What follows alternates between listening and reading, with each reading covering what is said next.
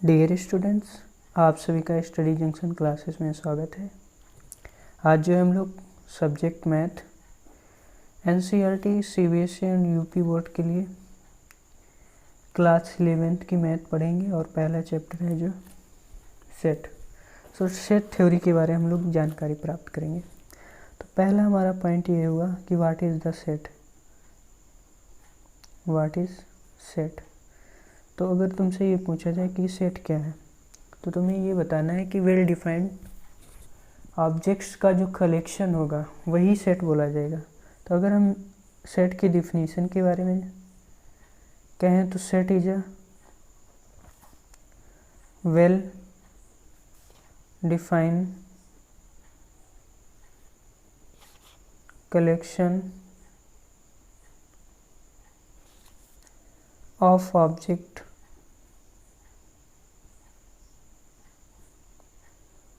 और थिंग्स, ये भी बोल सकते हैं कि वस्तुओं का जो है कलेक्शन जो वेल डिफाइंड होना चाहिए। मतलब कहने का मतलब ये है पर्सन टू पर्सन वेरी ना करे, पर्सन टू पर्सन वेरी ना करे। तो यहाँ पे एक नोट हम लिख रहे हैं, नोट, ये नोट हम लिख रहे हैं कि जो कलेक्शन होगा शुड नॉट वेरी या चेंज।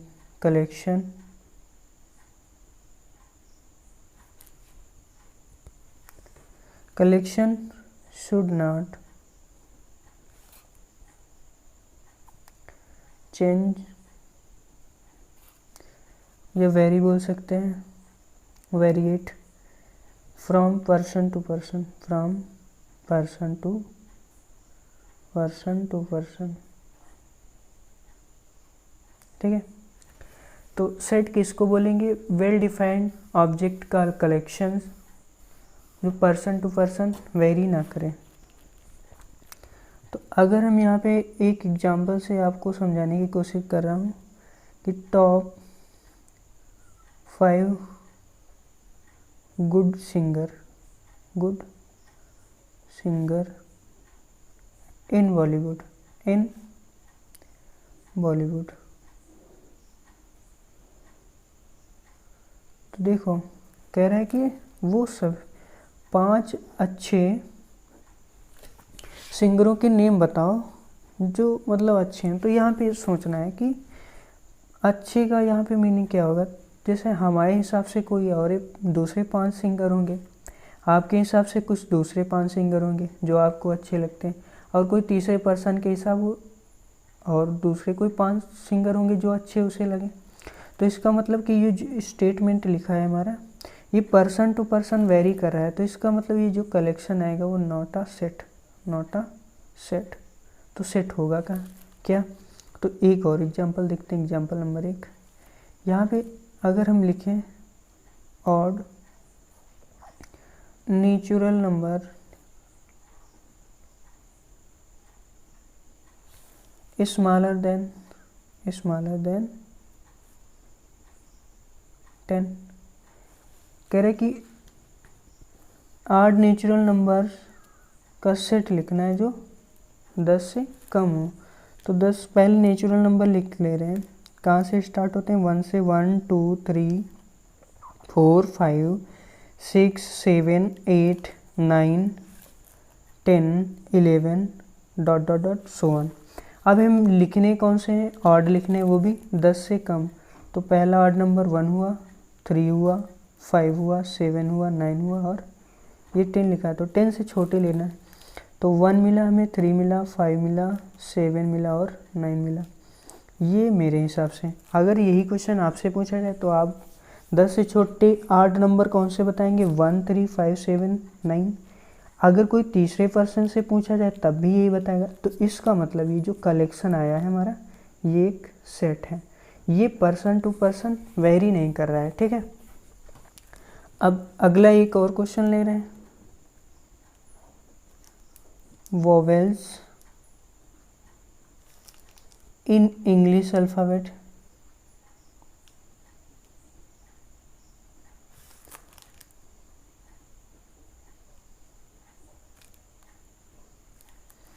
कह रहे कि अंग्रेजी वर्णमाला के वॉवेल्स बताने हमें।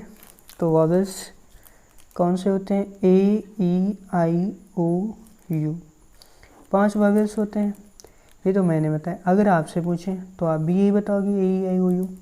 तीसरे पर्सन से पूछा जाए वो भी यही बताएगा। तो इसका मतलब ये जो कलेक्शन हमारे पास मिला है ये एक सेट है।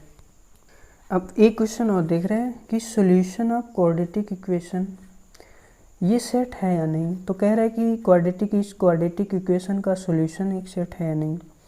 तो देखो क्वाड्रेटिक इक्वेशन के सॉल्यूशन कैसे निकालते हैं। x² - 4 को हम लोग क्या करेंगे 0। तो यहाँ से x - 2 हुआ, एक फैक्टर x + 2 हुआ। अब अगर दो फैक्टर 0 हैं तो इसका मतलब x - 2 या तो 0 होगा या x + 2 0 होगा। अगर ये 0 हुआ तो यहाँ से x की वैल्यू कितनी मिलेगी 2, और अगर ये 0 हुआ तो यहाँ से x की वैल्यू कितनी मिलेगी -2। तो 2 और -2 है, ये तो मैंने सॉल्व किया। अब अगर आप सॉल्व करोगे तब भी ये मिलेगा। तो अब अगर तीसरा पर्सन कोई सॉल्व करेगा तब भी ये मिलेगा। तो इसका मतलब ये पर्सन टू पर्सन वेरी नहीं कर रहा है। तो ये क्या हुआ, एक सेट हुआ। ठीक है बच्चों। अब अगला पॉइंट हमारा ये है कि नोटेशन। सेट को नोटेशन मतलब इसको कैसे डिनोट करेंगे। तो इसको हम लोग कैपिटल ए लेटर से डिनोट करते हैं, और जो हमारे एलिमेंट्स आते हैं उनको करली ब्रेसेस के अंदर लिखते हैं। जैसे मान लीजिए यही लिखा था, solution of quadratic equation x² - 4 को अगर सेट के रूप में लिखना है तो कैसे, ये सारे एलिमेंट आए तो इसको एक सेट के अंदर लिख दो ब्रैकेट के अंदर। अब देखो यहाँ पे जो लेटर है जिसको हम सेट से रिप्रेजेंट करेंगे, ये कैपिटल लेटर में हम लोग लिखेंगे। कैपिटल लेटर में इस अक्षर को लिखेंगे, और इसके अंदर जो सारे नंबर्स होंगे या एलिमेंट्स होंगे या ऑब्जेक्ट्स होंगे उनको स्मॉल लेटर के रूप में जनरली लिखते हैं। स्मॉल लेटर्स, जैसे अभी नहीं बताया था वॉवेल्स लिखना है तो उसको कैपिटल लेटर में नहीं लिखा था, उसको कुछ ऐसे लिखा था, ए, ई, आई, ओ, यू आए थे।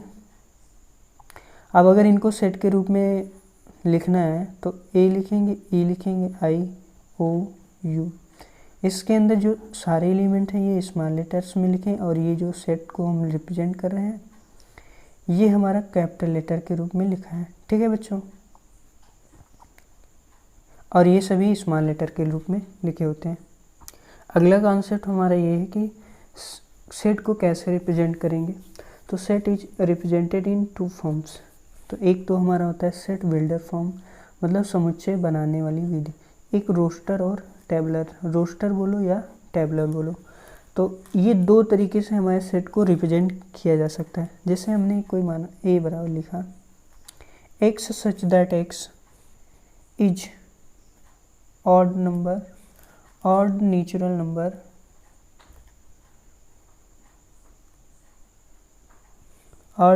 Number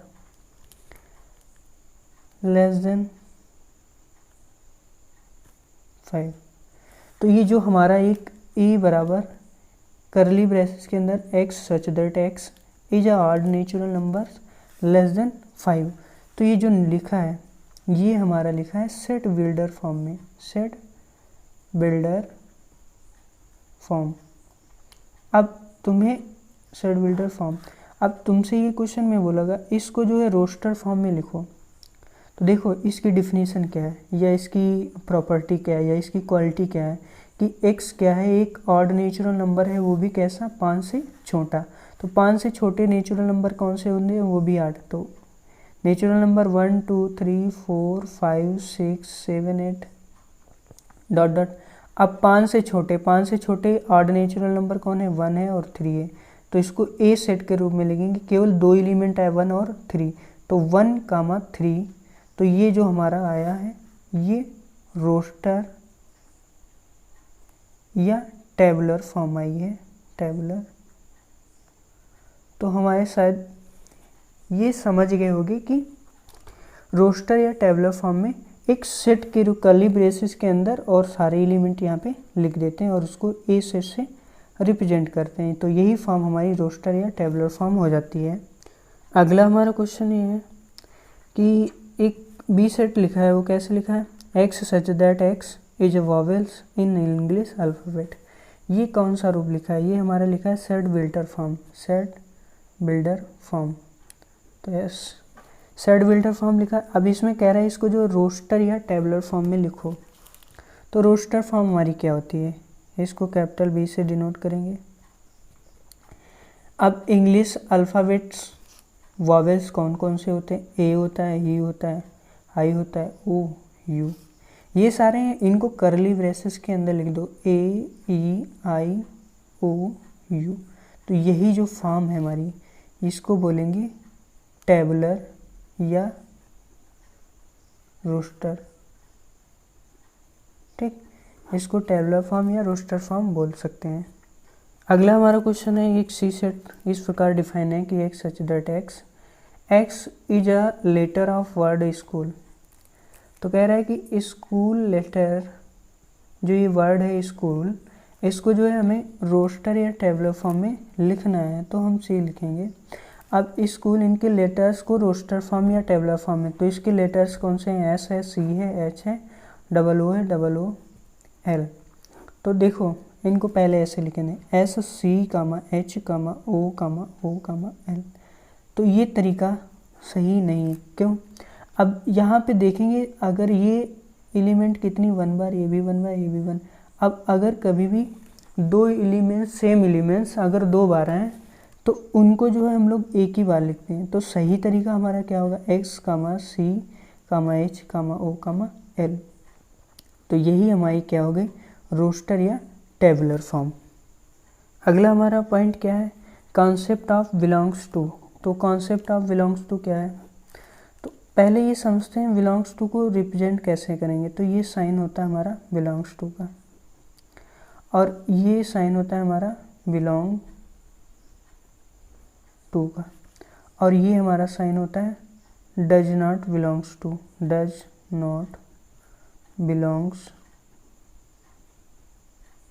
two. ठीक, अब जैसे मान लीजिए कोई ये सेट लिखा 1, 2 लिखा, तो अगर हम ये बोलें कि 1 किसका एलिमेंट, ए का एलिमेंट है, 1 कहाँ लिखा है, ए के अंदर, तो इसका मतलब 1 बिलोंग्स टू ए होगा। 2 किसका एलिमेंट है, ए सेट का, तो ये भी 2 जो है ए से बिलोंग करेगा। अगर हम बोलें कि 3 बिलोंग्स टू ए है, तो 3 तो इसके अंदर है ही नहीं, तो इसका मतलब ये फॉल्स लिखा। अगर ये बोलें ये ट्रू है, तो ये ट्रू है, ये भी ट्रू है। अगर ये बोलें 3 डज नॉट बिलोंग्स टू ए, तो ये ट्रू होगा। तो बिलोंग्स और डज नॉट बिलोंग्स का मीनिंग समझ गए होगे कि क्या इसका मतलब है। अगला हमारा कॉन्सेप्ट ये है कि मैथमेटिकल सेट्स। इसके पहले हम लोग कुछ